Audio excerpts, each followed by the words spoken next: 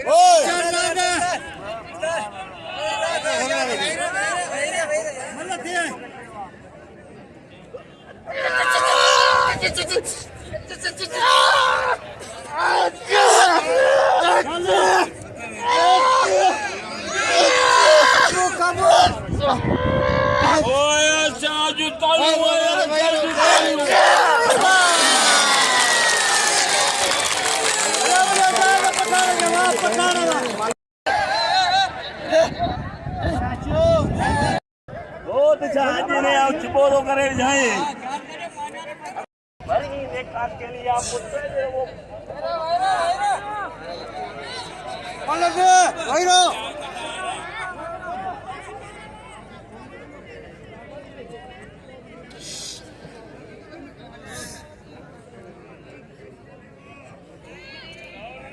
राशिद दिक्कत ना बच्चा दिक्कत ना खबर पाया जे साईं समोसो तो मल में तू बड़े मुसा तो खबर जा मल करे बेटा ना तू बड़े तो खबर जा तो खान बोलो जा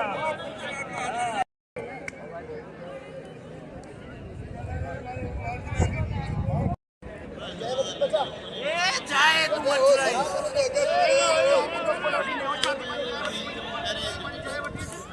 नहीं आओ ना किथे रो पूजा है उसा राय में दुआ कर खास आप कुछ किधर बाबा ये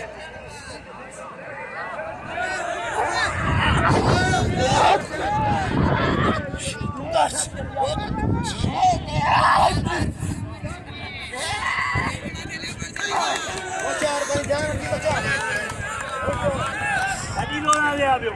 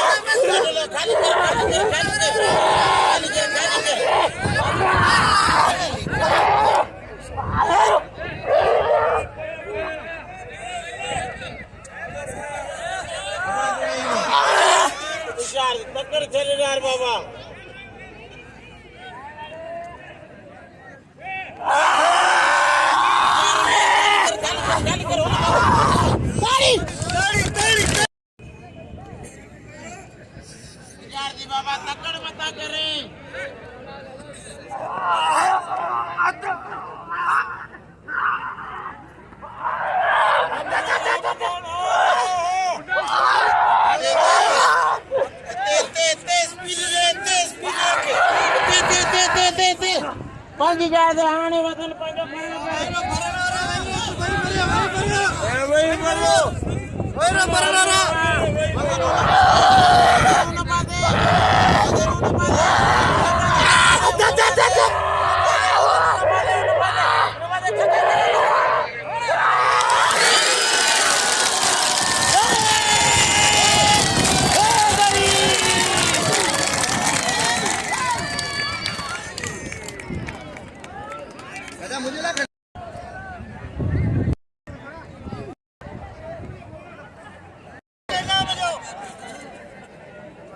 डॉक्टर साहब थोड़ा सामने से आओ